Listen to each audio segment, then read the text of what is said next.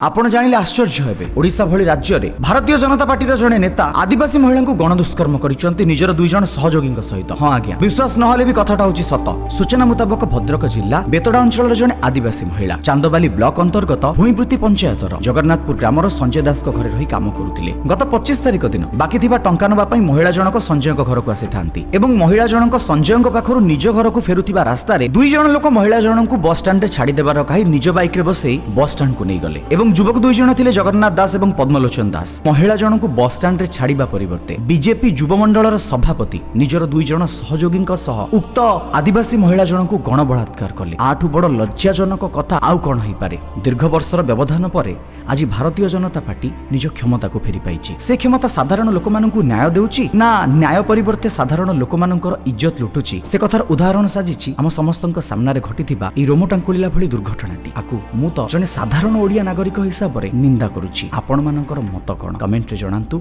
एवं महिला जनकर दीर्घ जीवन कामना करंतु। जय जगन्नाथ।